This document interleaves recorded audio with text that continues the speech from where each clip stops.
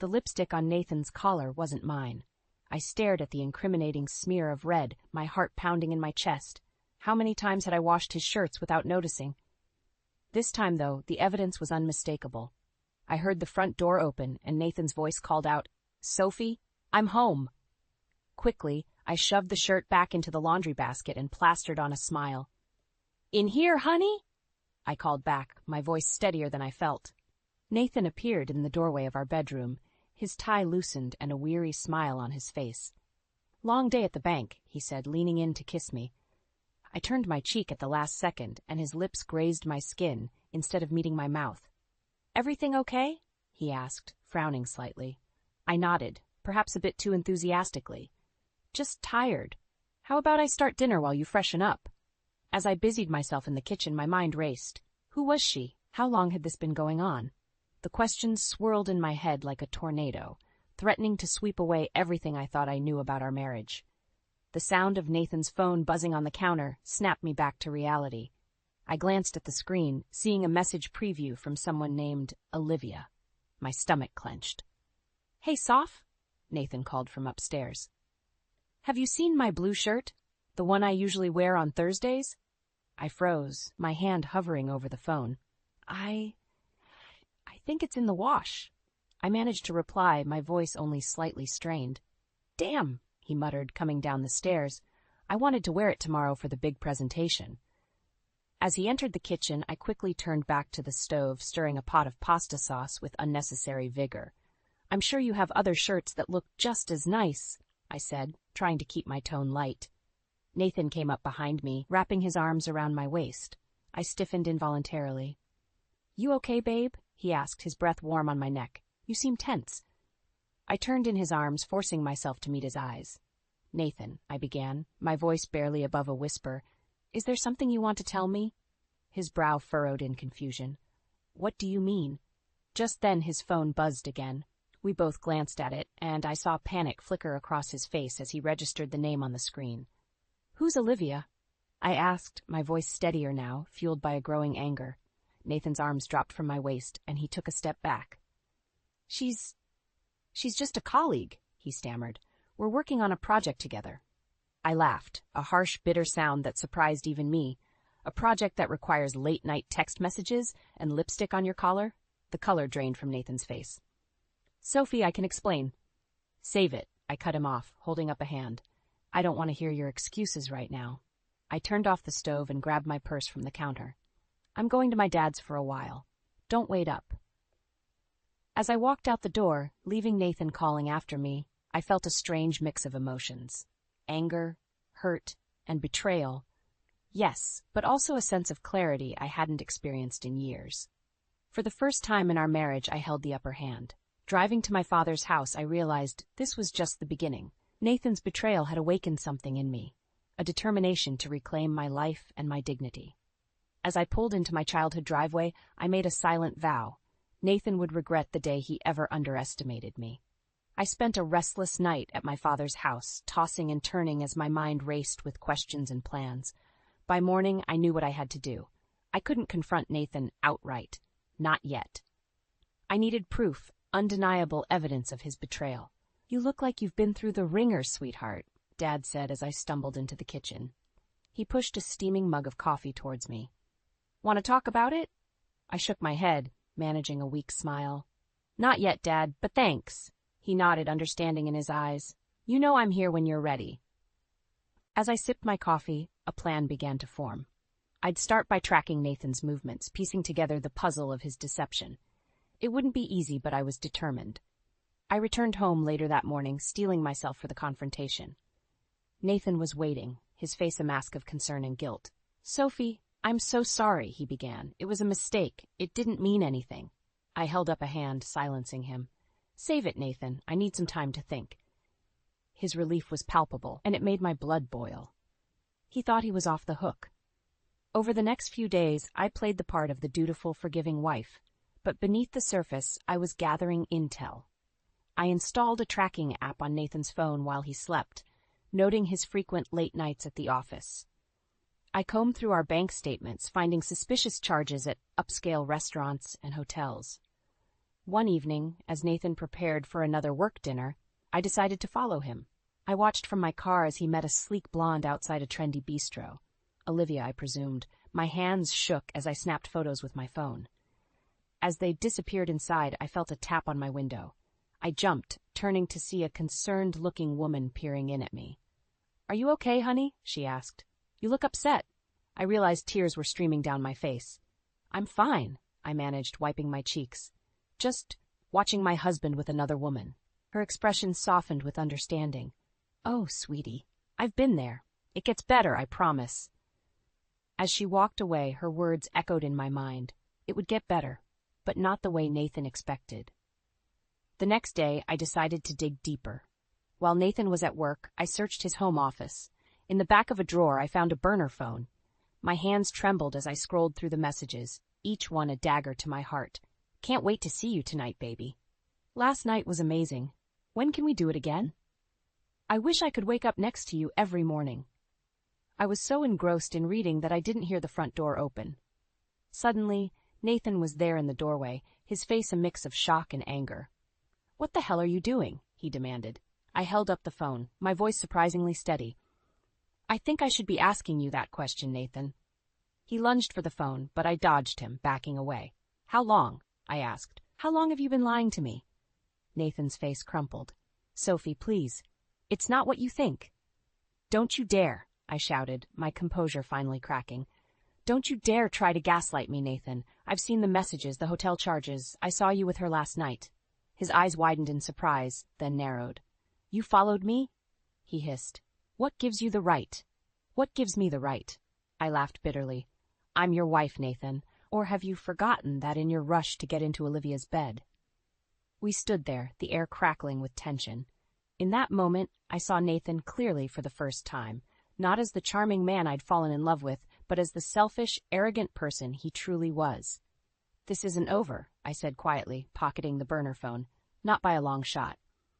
As I walked out of the room, leaving Nathan sputtering behind me, I felt a strange sense of calm. The truth was out, and now the real battle could begin.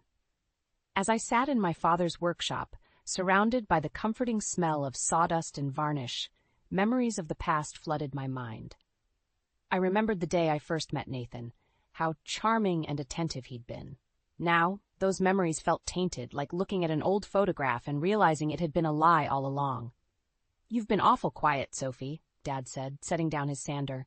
"Still not ready to talk about what's going on?" I sighed, running my fingers along the grain of a half-finished table. "I've been thinking about when Nathan and I first got together," I admitted. "How different things were then." Dad's face darkened. "That boy never did right by you, if you ask me." "What do you mean?" I asked, surprised by the vehemence in his voice. He hesitated, then said, "Remember that first Thanksgiving he came here? When I was showing him around the shop?" I nodded, the memory suddenly vivid. Nathan had seemed so interested in Dad's work, asking questions and admiring the craftsmanship. "Well," Dad continued, "after you went inside to help your mother, he changed. Started making snide comments about quaint little businesses and how I should sell out to some big corporation." I felt like I'd been punched in the gut. "He said that? Why didn't you ever tell me?" Dad shrugged, his weathered hands fidgeting with a piece of sandpaper. "You seemed happy, and I didn't want to cause trouble, but I never forgot it." As Dad spoke, other memories surfaced.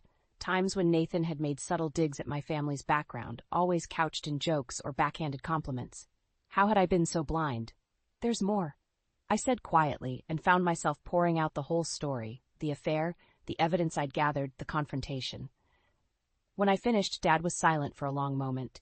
Then he stood, walked over, and enveloped me in a bear hug. "I'm so sorry, sweetheart," he murmured. "You deserve so much better." As I cried into his flannel shirt, I felt a new resolve forming. Nathan hadn't just betrayed me. He'd looked down on my family, on the hard-working people who'd raised me. That was unforgivable. Later that evening, I returned home to find Nathan waiting, a bouquet of roses in hand. "Sophie," he began, his voice pleading, "can we talk? I know I messed up, but I love you. We can work this out." I looked at the flowers, remembering all the times he'd used grand gestures to paper over his mistakes. "Put those down, Nathan," I said coldly. "We need to have an honest conversation for once." His face fell, but he set the roses aside. "Okay," he said, sinking onto the couch. "I'm listening." I took a deep breath. "I've been thinking about our relationship, about who you really are. And I realized something. You've never respected me or my family, have you?" Nathan's brow furrowed. "What are you talking about? Of course I respect." "Don't lie," I cut him off. "I know what you said to my father that first Thanksgiving. I know about all the little comments, the way you looked down on where I come from. He had the grace to look ashamed, at least. Sophie, that was years ago. I've changed. Have you?" I challenged. "Or have you just gotten better at hiding it? Because the man who could cheat on his wife and lie to her face doesn't seem very changed to me." Nathan stood, his face flushing with anger. "Now wait just a minute. You're not innocent in all this, you know. Always so focused on your family, never really fitting in with my world." His words confirmed everything I'd been thinking. "Your world," I repeated softly. "That's the problem, isn't it? There's your world, and then there's mine, and you've never really wanted to be part of mine." We stood there, the weight of years of unspoken resentments hanging between us. In that moment, I knew our marriage was over, not just because of the affair, but because of the fundamental disconnect that had always existed between us. "I want a divorce, Nathan," I said, my voice steady despite the turmoil inside, "and I'm not going to make it easy for you." His face paled.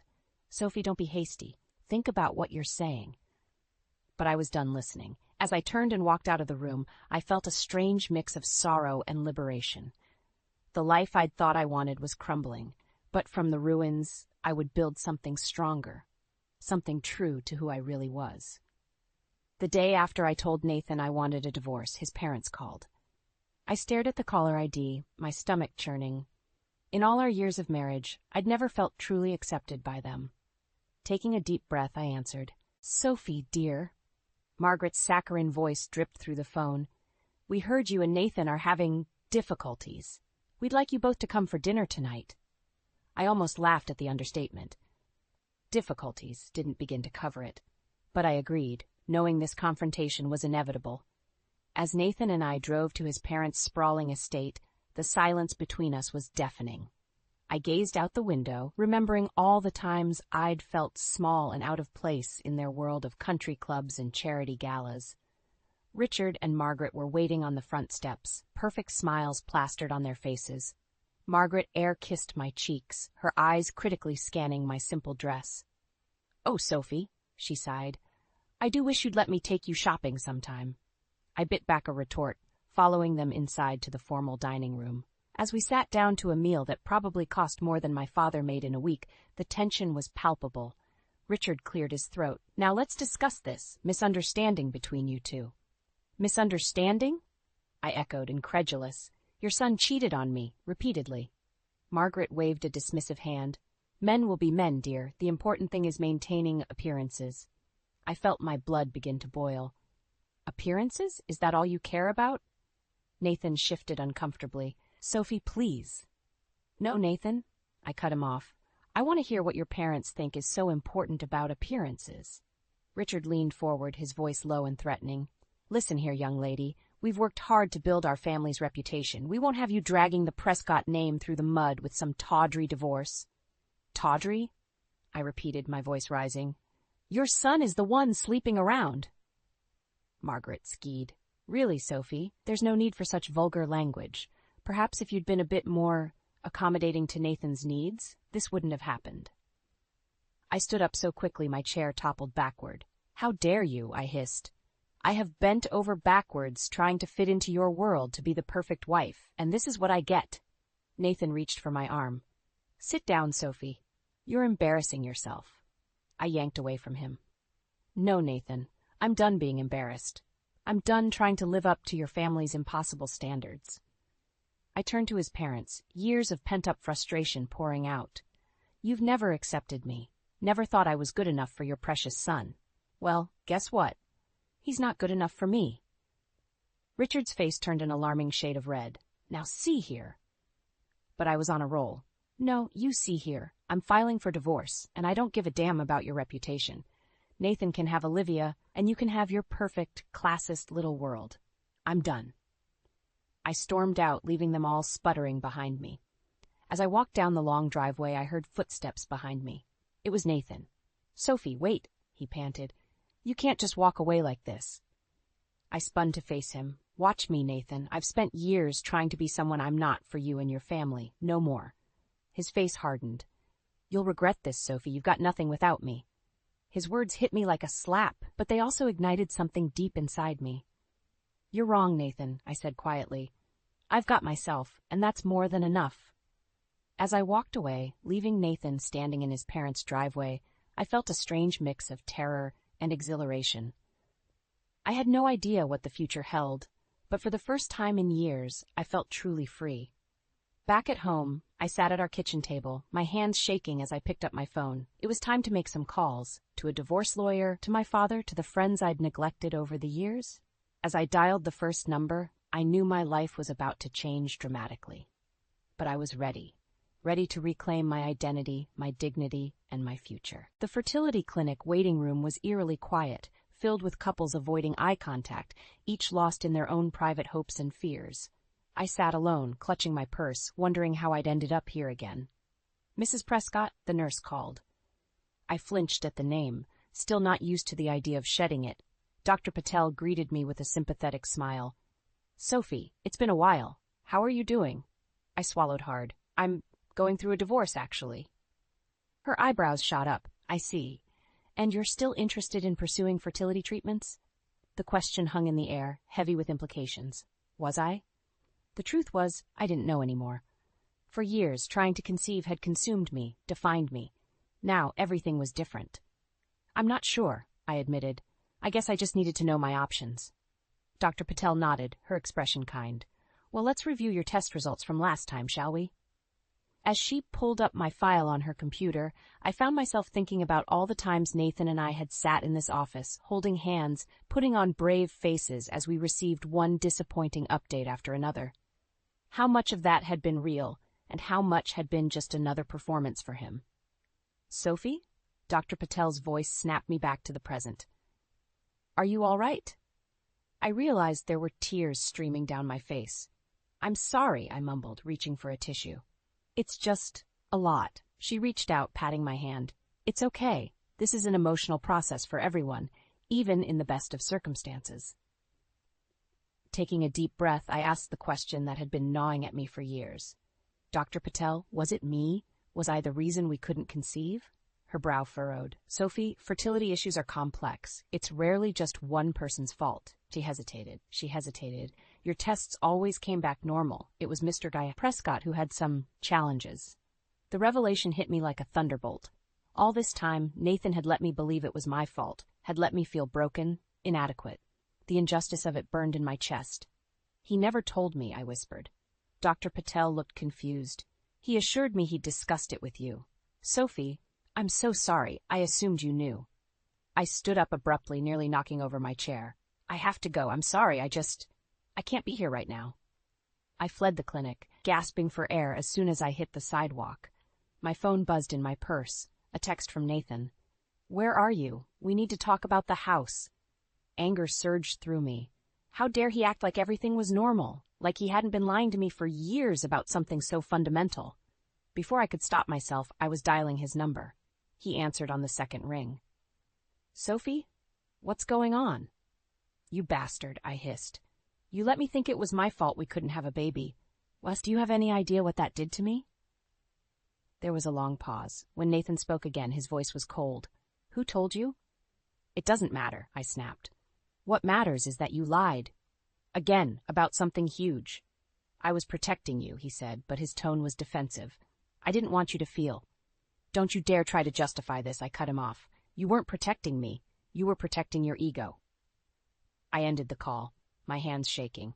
As I stood there on the sidewalk, passers-by giving me concerned looks, I felt something shift inside me. The last lingering doubt, the tiny part of me that had wondered if I was making a mistake by leaving Nathan, evaporated. My phone buzzed again, another text from Nathan. "We need to talk. Come home." I stared at the message, a strange calm settling over me. Home. That house hadn't felt like home in a long time. Maybe it never really had. With sudden clarity, I knew what I had to do. It was time to stop reacting to Nathan's lies and manipulations, time to take control of my own story. I texted back a single word, no. Then I called my father. Dad, I need your help with something. It's time for me to make a fresh start. As I walked away from the fertility clinic, I felt lighter than I had in years. The future was uncertain, but for the first time in a long time, it felt full of possibility. I stood in front of the charming 2-story house, my father beaming beside me. The fresh paint gleamed in the sunlight, and flower boxes hung from every window. It was perfect. Well, what do you think? Soph? Dad asked, barely containing his excitement. It's beautiful, Dad, I breathed, but I can't possibly accept. He waved away my protests. Nonsense. I've been saving this lot for years, waiting for the right moment. And with everything you're going through, well, I thought you and Nathan could use a fresh start. My heart clenched at the mention of Nathan's name. Dad didn't know about the divorce yet. I hadn't found the courage to tell him. And now, faced with his incredible generosity, the words stuck in my throat. Let's go inside, Dad said, pulling out a set of keys. Wait till you see the kitchen. As we toured the house, my mind raced. How could I tell him the truth now? How could I break his heart after he'd poured so much love and effort into this gift? My phone buzzed insistently in my pocket. Nathan, again. I'd been dodging his calls since our confrontation about the fertility treatments, but I knew I couldn't avoid him forever. Everything okay? Dad asked, noticing my distraction. I forced a smile. Just work stuff. Don't worry about it. We were in the master bedroom when I heard the crunch of tires on gravel. Looking out the window, my stomach dropped. Nathan's sleek black car was pulling up. Dad, I said urgently, I need to tell you something. But it was too late. Nathan's voice boomed from downstairs. Hello? Anyone home? Dad's face lit up. Perfect timing. Now we can surprise both of you together. Before I could stop him, he was heading downstairs. I followed, my heart pounding. Nathan stood in the entryway, his eyes widening as he took in the house. When he saw me, his expression hardened. Sophie, finally decided to answer my calls, I see. Dad looked between us, confusion creeping into his features. Is everything all right?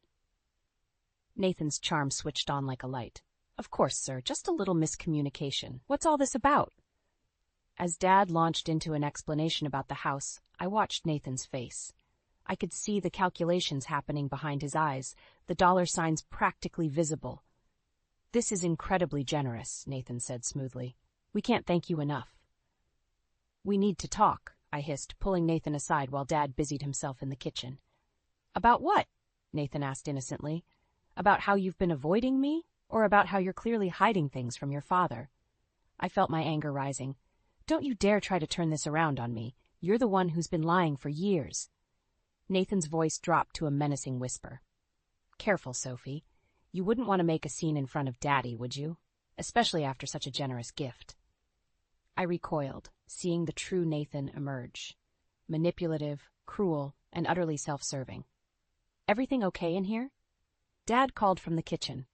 Fine, we both answered in unison, plastering on fake smiles. As we rejoined my father, Nathan slipped his arm around my waist, playing the part of the devoted husband.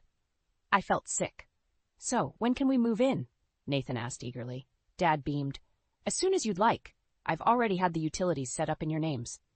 I felt the walls closing in. This house, meant to be a symbol of love and new beginnings, was quickly becoming a trap. Actually, Dad, I started, my voice shaking. There's something I need to tell you. Nathan squeezed my waist painfully. What Sophie means is, we're overwhelmed with gratitude. Aren't we, darling? I looked between my father's hopeful face and Nathan's warning glare. In that moment, I realized the true cost of staying silent, of playing along with Nathan's charade. It wasn't just about me anymore. It was about protecting my father, about standing up for the truth. Taking a deep breath, I stepped away from Nathan. No, I said firmly, that's not what I mean at all. Both men stared at me, shock evident on their faces. I squared my shoulders, ready to finally speak my truth, no matter the consequences. Dad, Nathan and I are getting a divorce, and there's a lot more you need to know. The silence that followed my declaration was deafening. Dad's face crumpled in confusion, while Nathan's eyes blazed with fury. What are you talking about, Sophie? Dad asked, his voice trembling. Nathan stepped forward, his charm cranked to maximum. Now, Sophie, let's not be hasty. We're just going through a rough patch. No, I cut him off, my voice stronger than I felt. No more lies, Nathan. Dad deserves to know the truth. I turned to my father, my heart breaking at the hurt in his eyes. Dad, Nathan's been cheating on me, for months, maybe years, with a woman from his office named Olivia. Nathan's facade cracked. You can't prove anything, he snarled. Actually, I can, I replied, pulling out my phone. I have texts, photos, hotel receipts, but that's not even the worst of it. I told them everything about the fertility treatments, about Nathan's lies, about his family's constant belittling. With each revelation, Dad's face grew darker, while Nathan's turned an alarming shade of red. When I finished, Dad stepped between us, his voice low and dangerous. Is this true, Nathan? Nathan's eyes darted between us, calculating. Then, shockingly, he laughed. So what if it is? You really think your precious little girl is so innocent? She's been snooping through my things, following me around like some kind of stalker, and now she's trying to manipulate you with this sob story. I felt like I'd been slapped. How dare you? No, how dare you? Nathan shot back. You think you can just throw away everything we've built over a few harmless indiscretions? Harmless? I echoed, incredulous. You've been lying to me our entire marriage. Nathan's face twisted into a sneer. And what about this house, Sophie? Were you planning on telling your father you want a divorce before or after you accepted his generous gift? Dad held up his hands. Now wait just a minute. But Nathan was on a roll. You know what? I think I deserve this house. After putting up with your family's working-class drama for years, it's the least I'm owed. Something inside me snapped. All the pain, all the humiliation, all the years of trying to be good enough, it all came pouring out. You don't deserve anything, I hissed. Not this house, not me, not one single thing my family has given you. I turned to Dad, tears streaming down my face. I'm so sorry, Dad. I should have told you sooner. I was just ashamed and scared. Dad pulled me into a fierce hug. Oh, sweetheart, you have nothing to be ashamed of. Nathan scoffed. How touching. Well, I hope you're both prepared for a fight, because I'm not walking away from this empty-handed. As if on cue, a car pulled up outside. We all turned to see a sleek convertible, Olivia at the wheel. Nathan's eyes widened in panic. Olivia? She stepped out of the car, confusion evident on her face. You texted me to meet you here. Said you had a surprise. Her eyes darted between us. What's going on? I felt a surge of unexpected pity for her. He's been lying to you too, Olivia. Just like he's been lying to all of us. Nathan's composure finally shattered. You're all insane. I don't have to stand here and listen to this. He stormed towards Olivia's car, but Dad blocked his path. Oh no, you don't. You're not going anywhere until we sort this out. Nathan's face contorted with rage. He shoved my father, hard. Dad stumbled, nearly falling. Before I knew what was happening, I was between them, my hand connecting with Nathan's face in a resounding slap. The shock of it seemed to freeze time. We all stood there, breathing heavily, the weight of everything that had happened pressing down on us. In that moment, I realized this was it, the point of no return. Whatever happened next would change all of our lives forever. I took a deep breath, squaring my shoulders. Nathan, I said, my voice steady despite the storm of emotions inside me, I think it's time we finish this, once and for all. The next few weeks were a whirlwind of legal meetings, heated arguments, and painful revelations. But as I sat in the courtroom, waiting for the judge to deliver her final verdict on our divorce proceedings, I felt an unexpected calm. Nathan's lawyer had fought tooth and nail, trying to claim half of everything, including the house my father had gifted us. But I had come prepared. The evidence I had gathered of Nathan's infidelity, combined with the testimony of his own parents about his behavior, had painted a damning picture. In the matter of Sophie Adams versus Nathan Prescott, the judge began, her voice echoing in the silent courtroom.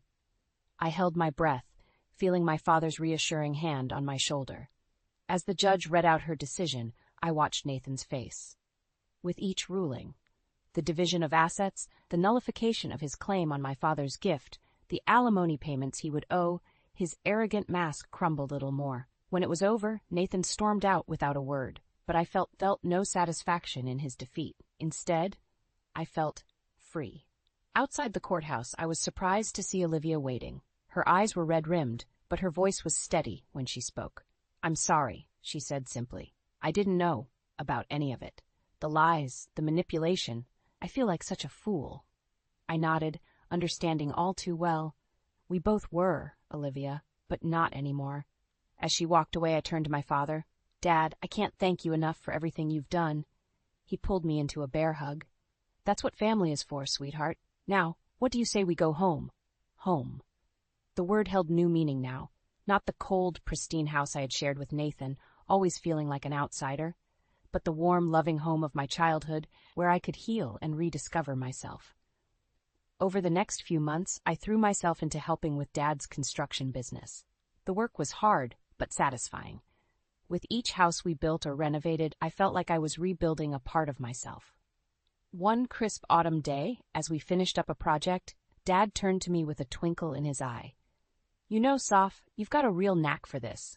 Ever thought about taking over the business someday? The idea took root, growing stronger with each passing day. I enrolled in business classes at the local community college, determined to learn everything I could. A year to the day after my divorce was finalized, I stood in front of a mirror, hardly recognizing the woman looking back at me. Gone was the meek, insecure housewife. In her place stood a confident businesswoman, ready to take on the world. My phone buzzed with a text from Dad. Big meeting today. You've got this, kiddo. I smiled, feeling a surge of gratitude for his unwavering support. As I drove to the meeting, a potential major contract that could take our family business to the next level, I passed by my old neighborhood. There, on the corner, was Nathan. He looked older, tired. For a moment, our eyes met through the car window. I saw a flicker of recognition, then regret, pass over his face. But I felt no anger, no desire for further revenge. Nathan's true punishment was living with the consequences of his actions. My revenge, if you could call it that, was living my best life without him. As I pulled up to the office building for my meeting, I took a deep breath. This was it, the moment I'd been working towards. But more than that, it was a symbol of how far I'd come. I thought back to that day in the new house when I'd finally found the courage to speak my truth. It had been terrifying, but it had also been the first step towards reclaiming my life. Stepping out of the car, I straightened my jacket and lifted my chin. Whatever challenges lay ahead, I was ready to face them. Because now I knew my own strength, and nothing, not Nathan, not his family, not society's expectations, could ever take that away from me again. With a smile on my face and determination in my heart, I walked into the building, ready to write the next chapter of my story on my own terms. Happy birthday, babe! Jonah's cheerful voice rung out as he entered the dimly lit restaurant, a small gift box in his hand. I couldn't help but beam at the sight of my boyfriend of 5 years. You didn't have to get me anything, I said, pulling him into an embrace, like I'd missed the chance to spoil my girl on her birthday. Jonah grinned and placed a soft kiss on my forehead. We settled into our usual corner booth, the flicker of candlelight dancing across the red checkered tablecloth. As we caught up over breadsticks and wine, something seemed off about Jonah's demeanor. He kept glancing toward the entrance, his leg bouncing with nervous energy. Before I could inquire, the door swung open, and a familiar face sauntered in. My cousin, Celine, looking runway-ready in a skin-tight crimson dress that left little to the imagination. Sorry I'm late, Celine sing-songed, draping herself over Jonah to plant an audacious kiss on his cheek. Traffic was just dreadful. My stomach bottomed out as realization struck. This wasn't just a family dinner. Jonah had planned this, whatever this was. Celine, I'm surprised to see you here. The words felt like shards of glass in my mouth. Well, when Jonah invited me to celebrate your birthday, how could I refuse? She looped her arm through his with a sickly sweet smile. He insisted we needed a reunion. My hands trembled as I clutched my napkin, my gaze flickering between my cousin and my boyfriend, silently begging one of them to reveal this was an elaborate joke. But Jonah wouldn't meet my eyes, his face flushed with guilt. The air grew thick with tension until Celine broke the silence with a melodic giggle. Oh, Lena, you should see your face. I suppose the cat's out of the bag now. She nuzzled closer to Jonah, her perfectly manicured nails tracing his arm. We didn't mean for you to find out this way, but Jonah and I are in love. The world collapsed around me in that instant. My ears rang as Jonah muttered something about trying to find the right time, and Celine prattled on about fate bringing them together. I was vaguely aware of other patrons gawking at our train wreck of a scene, but I couldn't bring myself to care. Hot, angry tears streamed down my cheeks, blurring my vision of these two despicable people before me. In that moment, all the history, all the betrayals and toxic dynamics of my relationship with Celine came rushing back with the force of a tsunami. The cousin I once considered a sister, who had torn me down at every turn and sabotaged any happiness I found. Now she'd taken the one person I trusted above all others. "How could you?" I choked out, bobbing my head between them. With her?"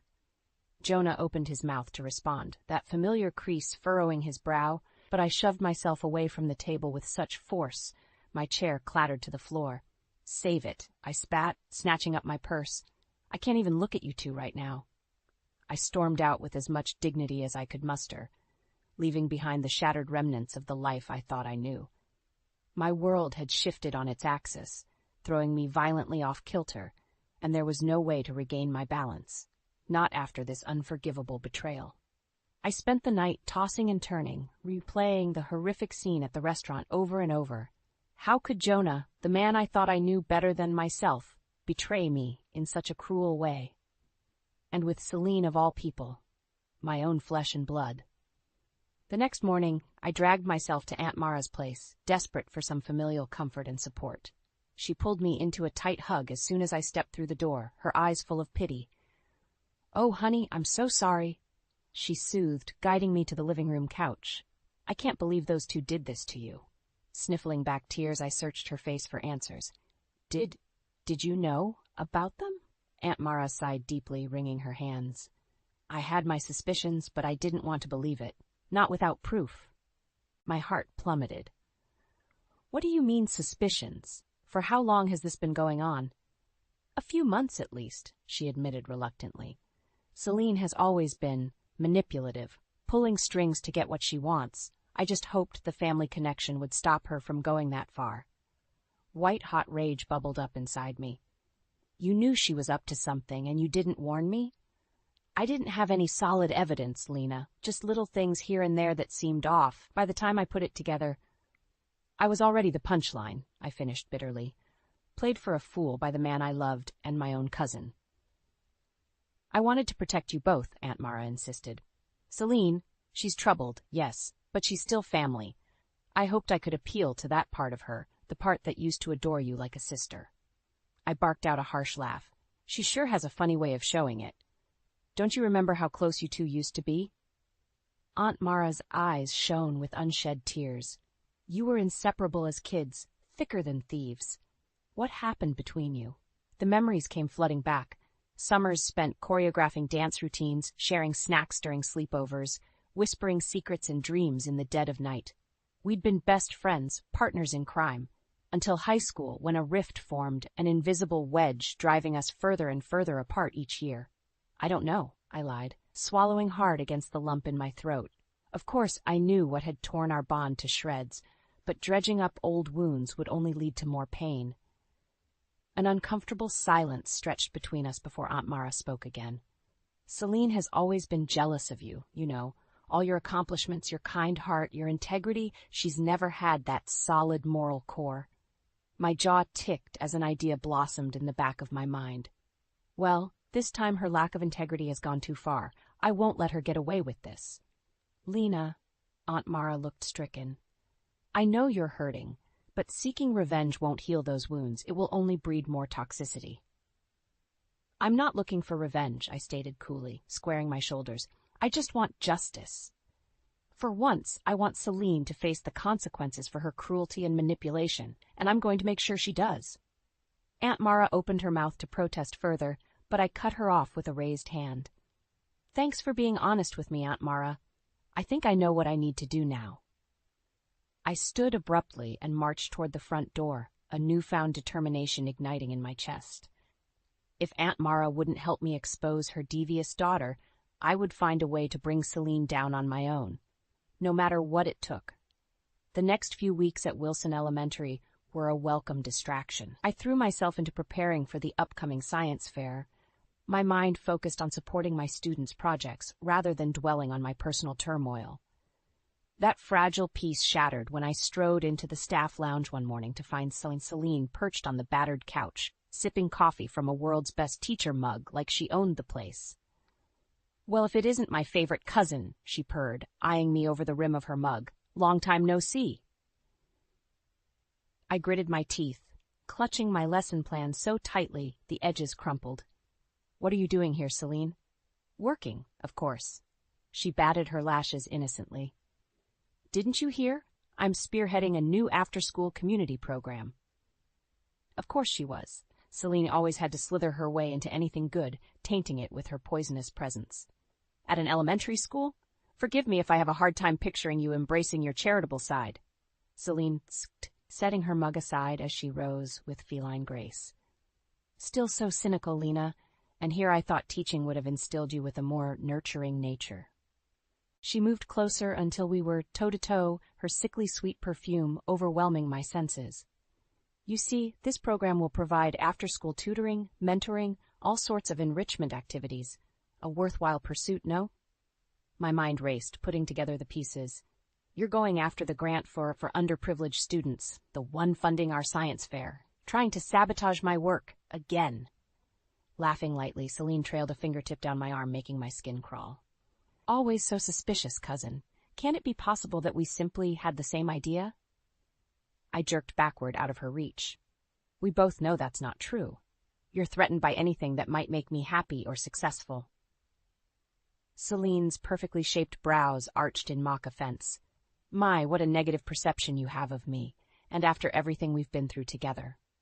Memories of our ruined friendship, years of betrayal and emotional manipulation flashed through my mind in rapid succession, like pretending to be my friend while secretly undermining me at every turn.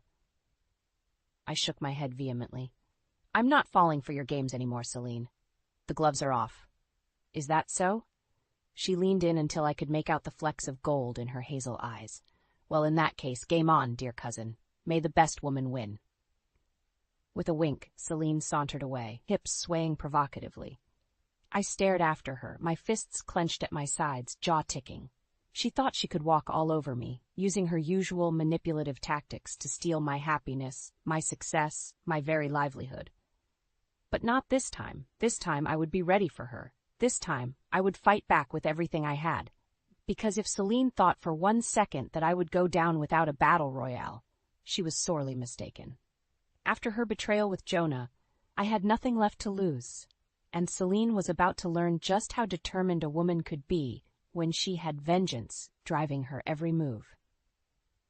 After my confrontation with Celine at school, I knew I needed to take serious action to undermine her campaign before it gained traction. But I barely had time to strategize, with science fair preparations and dealing with her constant needling about the grant proposal. That's when Alex Taylor darkened my doorstep one crisp October evening. I furrowed my brow at the unfamiliar face as I pulled open the door. "Can I help you? Lena Morgan?" The man gave me a tight smile, eyes rimmed by purplish half-moons. "I'm Alex, Celine's ex-fiancé." My eyebrows shot up. I'd had no idea Celine was that serious with anyone, let alone engaged. Though it made sense, she was the queen of putting on airs, playing the role of blushing bride-to-be.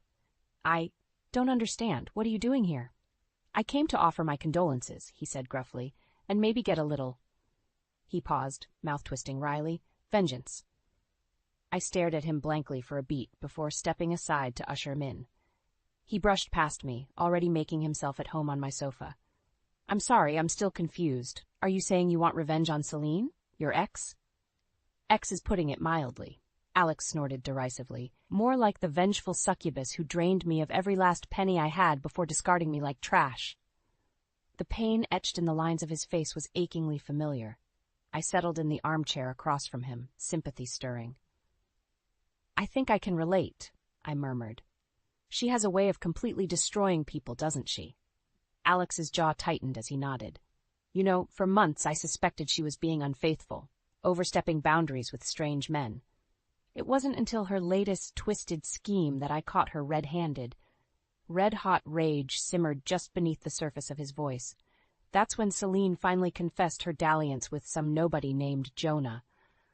left me at the altar to go slithering into his bed. My heart seized at the mention of Jonah's name, the wound still agonizingly fresh. Of course he would be Celine's ultimate prize. She couldn't resist taking the man I loved most in the cruelest way possible. "So she played you both," I said quietly. "Manipulated your lives, your emotions, all for her own selfish gain.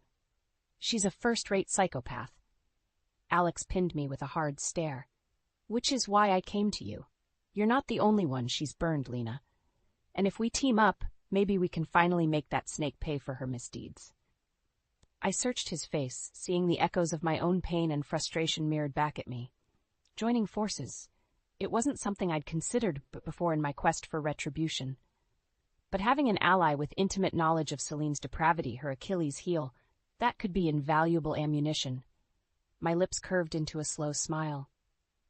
"You're right, Alex. She has ruined far too many lives through her lies and treachery." I leaned forward, holding his gaze steadily. "So what did you have in mind?" Justice and vengeance were a deadly combination, and with her ex in my arsenal, I was about to become an unstoppable force. "Watch out, Celine. This time, you knocked on the wrong door." Over the next few weeks, Alex and I fell into an easy camaraderie as we plotted our campaign against Celine. Having an insider's perspective into her psyche and past manipulations proved invaluable. "You know she nearly bankrupted an entire charity I was on the board of?" Alex shook his head in disgust one night over takeout containers littering my coffee table. Somehow she managed to siphon funds into her own accounts, all while acting as the face of the organization. "I'm not surprised," I muttered, popping a leftover egg roll in my mouth. "Celine has always loved being the center of attention, playing the hero, as long as it benefited her in the end." Alex nodded grimly. By the time we realized what she'd done, it was too late to recover most of the money. The charity folded within months, his fists clenched on the tabletop. All those people who donated in good faith, all those lives we could have helped, it makes me sick just thinking about it. Reaching across, I placed my hand over his in a comforting gesture. "I'm so sorry, Alex. I had no idea she could be that monstrous." He let out a harsh exhale, some of the tension easing from his shoulders. "You're one of the few who's seen her true colors, Lena, the reality behind that sugary sweet facade." I couldn't help but snort at that. "Oh, I've had a front row seat to her greatest hits over the years, believe me, like the time she stole my boyfriend all through junior year, just because she knew I liked him." Alex arched an eyebrow. "This was a pattern for her? Using guys to get what she wants from her friends and family?" "Among other things." I waved a hand dismissively. "Don't get me started on the time she sabotaged performances, bad-mouthed me to teachers, the vicious pranks and rumors." A heavy silence fell between us as I trailed off, remembering the dark spiral of those teenage years.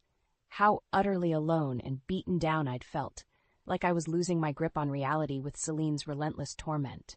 Until one day, something inside me had simply snapped. After that, I shut her out completely, eschewing her manipulative games and focusing on salvaging what self-worth I had left. I blinked, shoving those memories aside as Alex watched me intently. "The point is, Celine's depravity knows no bounds. She's a cancerous presence, leeching off those around her until they have nothing left to give. Except this time, we're putting a stop to it." His voice was low and resolute. "This time, that vengeful harpy will be the one left with nothing when we're through with her." I held his gaze, my chest swelling with righteous determination. "You're damn right. She's about to learn that karma can be one cruel mistress." Celine thought she could slither her way through life, preying on innocent victims without consequence. But she was about to face the ultimate punishment, having her own wicked deeds thrown back in her face for all to see. And Alex and I would be the ones to administer that deliciously brutal justice. My cousin's reign of terror was about to come to a permanent, humiliating end. After all, nobody duped Lena Morgan and got away with it, not even family. Over the next few months, Alex and I worked tirelessly to gather ammunition against Celine. Bank statements, recordings, eyewitness accounts, we left no stone unturned in exposing her trail of deception. Finally, we had enough evidence to bury her. All that was left was to decide how to detonate the bomb. "This has to be a spectacle," Alex insisted one evening as we pored over our extensive files on Celine. A public reckoning where she can't slither away or spin her usual lies. I nodded slowly, an idea taking shape. You're right. We need to hit her where it hurts. Her reputation, her fragile ego, her desire to be admired. In a flash of inspiration, I remembered the community outreach program Celine was coordinating at my school, the one that directly threatened funding for my science fair. I've got it, I said, a slow smile spreading. We hijack her precious community event, take it over and reveal every sordid detail of her con artistry in front of her elite donors and would-be admirers. A feral grin split Alex's face. Now that's the kind of vengeance I'm talking about. Rip away the facade so they can see her for the viper she truly is. Over the next few weeks, we began coordinating an elaborate sting operation, complete with a multimedia presentation and eyewitness speakers to validate our claims. Alex's forceful charisma and my insider access to the event made us a formidable team. Still, as the day drew nearer, tendrils of doubt began creeping in. What if Celine managed to slither her way out of this too? What if our efforts only bruised her ego briefly before she inevitably regained control? I shoved those thoughts aside. This was my one chance to take her down for good, to stop the cycle of torment once and for all. There would be no going back. The night before the event, I tossed and turned, alternating between anxiety and bristling anticipation. When I finally surrendered to fitful slumber, my dreams were plagued with haunting images of Celine's past cruelties. I awoke just before dawn in a cold sweat, my heart thundering against my ribcage. It's time to end this once and for all. Later that morning, I strode into the convention center with my head held high, Alex at my side carrying the hard drive containing the evidence. We settled into our seats near the front, watching through narrowed eyes as the space filled with members of the community. Right on schedule, Celine swept in like a conquering hero, basking in the adulation as she took her place on the stage, smiling that brilliant, insincere smile of hers as the audience applauded. For a moment, a flicker of doubt gnawed at me. This woman had tormented me for decades, always staying one step ahead, dodging each attempt I made to take her down. What made me think this time would be any different? Then I caught her gaze raking the audience, that predatory hunger in her eyes, and my resolve solidified like steel. This is it. No more excuses, no more running. Time to pay the piper, cousin. Beside me, Alex must have sensed my shift, giving me the slightest nod of encouragement.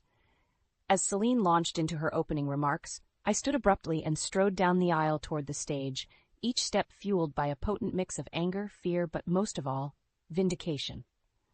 This time, she was the one about to get played, and I couldn't wait to watch her entire world unravel. Celine's mouth fell open in stunned outrage as I snatched the microphone from her perfectly manicured grip. "Good morning, everyone," I said, amazed by the steady timbre of my voice. "I'm afraid there's been a bit of a change in programming today." Murmurs rippled through the audience as I turned to face them fully. "My name is Lena Morgan, and I have some deeply disturbing information to share about the woman you've all come to celebrate." Celine recovered quickly, that too-bright smile stretching her lips as she moved to take back the mic. "Why, cousin, whatever are you going on about? Surely you're not still upset over that little misunderstanding with Jonah." "This has nothing to do with Jonah," I cut her off sharply, though I'll be sure to fill him in on the lurid details later. From the front row, Alex sprang into action, firing up the multimedia presentation we'd spent weeks meticulously curating, bank statements, audio recordings, testimonies from Celine's past victims. A vivid portrait of greed, duplicity, and sociopathic behavior. As the first damning piece of evidence flashed across the screens, a stunned hush fell over the room. I could taste the disbelief, the palpable sense that these upstanding community members were having the veil ripped away from their eyes. Including Jonah, who sat frozen beside me, his expression shifting from confusion to horror as each new monstrous transgression was revealed. "No, Celine, tell me this isn't true," he rasped out, face ashen. "Please, baby, I need to hear your side." But Celine seemed to have been rendered momentarily mute, her eyes wild and desperate as they ping-ponged between the screens and her dwindling audience. I watched the smug veneer cracking in real time, reveling in the glorious destruction. The evidence speaks for itself, I'm afraid. This is the real Celine Reynolds, a pathological liar and con artist who walks through life taking everything she can get her claws into. Finally, snapping out of her trance, Celine turned murderous eyes on me. "How dare you?" she seethed, manicured nails digging into her palms. "You've always been jealous of me, Lena, trying to sabotage everything I've worked for with your sad, empty life." A bitter laugh burst from my lips. "Are you kidding me right now? I'm the one with the sad life?" I shook my head, suddenly numb to the scrutiny of the dwindling crowd. All I could focus on was the wretched woman crumbling before me like a house of cards. "For years you belittled me, stole from me, stomped on my dreams and relationships, all because your pathetic ego couldn't stand me having any shred of happiness." My voice dripped with years of built-up venom. "Well, no more, Celine. I'm done being your punching bag." Stalking forward, I threw every ounce of my anger and disgust into my parting jab. "From this moment on, you'll be just another washed-up, disgraced nobody, alone and empty, with nothing but your greed and jealousy to keep you company."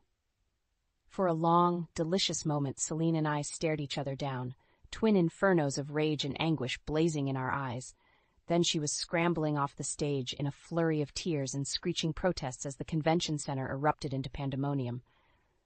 I stood frozen center stage, the cyclone of chaos swirling around me as Jonah and Alex, then others, rushed up to comfort or confront me.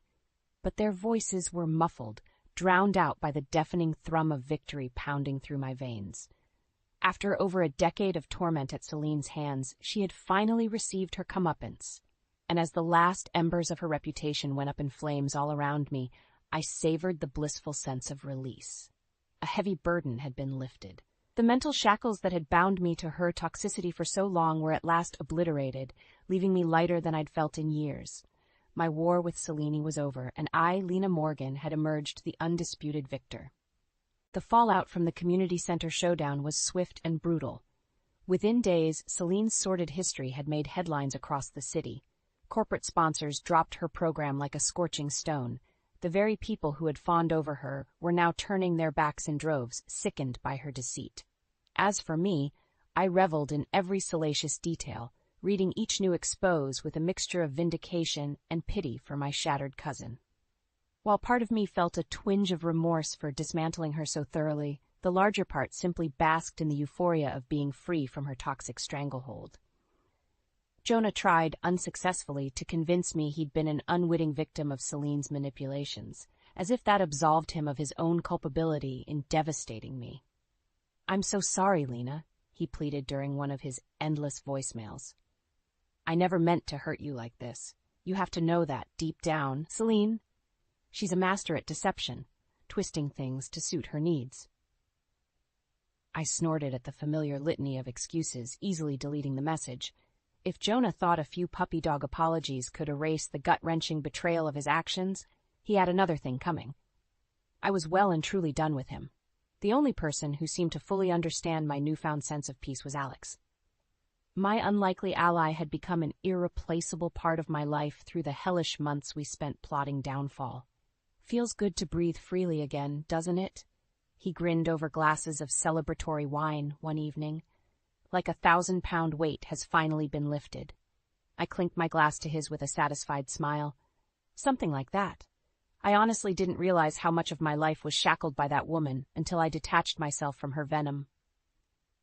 Leaning back on the couch, I felt the tension bleed from my shoulders, an unfamiliar but welcome sensation. I spent so many years terrified of her, jumping at every shadow, always wondering when the next attack would come. I shook my head slowly. But now, that hold is shattered. She has zero power over me. To moving on from toxic influences, Alex raised his glass in a salute. May we never look back. Here, here. As the weeks passed, that cathartic energy fueled me with a renewed sense of self-worth and purpose. I refocused my efforts at school, investing every ounce of passion into my students' projects and the upcoming science fair. The first time one of my kids won a grant for their legitimately brilliant proposal, pride swelled in my chest. This was what I was meant for, nurturing young minds and helping them spread their wings, uninhibited by the toxic cloud of jealousy and deception I'd lived under for so long. At the ceremony, Aunt Mara swept me into her arms, tears shining in her eyes. Oh, Lena, I'm so proud of you, she whispered fiercely. The strength and resilience you've shown. She pulled back, cupping my face tenderly. Your parents would have been in awe of the woman you've become, leaving that poisonous influence behind for good.